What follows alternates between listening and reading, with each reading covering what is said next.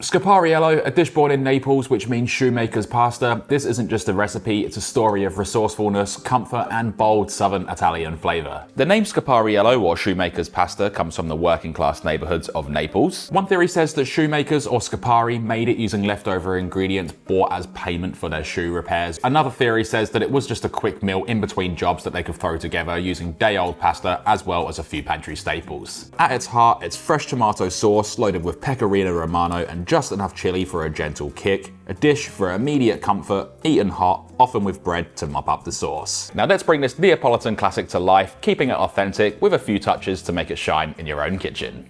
This right here is everything we're going to need, plus the addition of salt and pepper, and maybe a little bit of sugar if it's needed. The key to scapariello is speed, so have everything prepped before you start. Slice 4 cloves of garlic thin for even cooking. Half the tomatoes to help break them down quickly. This is 500 grams or 1.1 pounds. Then grate 100 grams or 3.5 ounces of Pecorino Romano so it melts into the sauce instead of clumping. And if you don't want to use Pecorino, you can use Parmesan cheese instead. Bring a large pot of water to a rolling boil. Salt generously. It doesn't need to taste like ocean water, but it should be quite salty. Add your pasta. I'm using 400 grams or 14 ounces of spaghetti, and cook until just shy of al dente, roughly 1 minute less than the packet instructions. And just remember to reserve a cup of that pasta water before draining. While the pasta cooks, or after you've cooked the pasta, whatever you're comfortable with, heat 4 tablespoons of extra virgin olive oil over medium heat. Add in the sliced garlic and 1 teaspoon of chili flakes. Stir gently for about 30 to 40 seconds, just enough to infuse the oil without browning the garlic, and this smells absolutely incredible.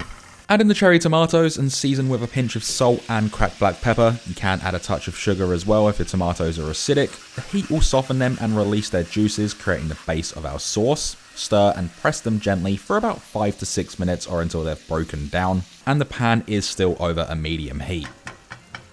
Transfer the drained pasta straight into the pan with the tomatoes, add a splash of that pasta water, and then start tossing vigorously to coat each strand. And make sure to take your time with this step, making sure that those tomatoes are completely coated in the pasta.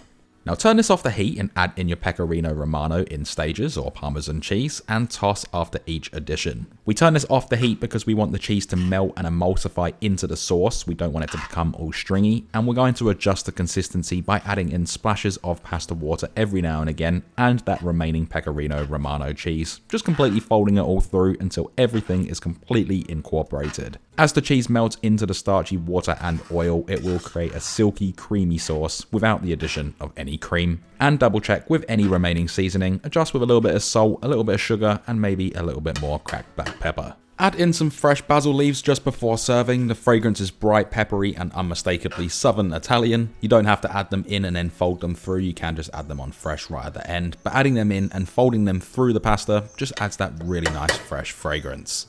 We'll get 4 servings out of this, 2 if you're really hungry. Stack these up nice and high and make sure you get a lot of that tomato that may be sitting at the bottom of the pan straight on top of that pasta. We can finish it off with a little bit more fresh basil, some more Pecorino Romano or Parmesan cheese freshly grated over the top, and a touch of cracked black pepper.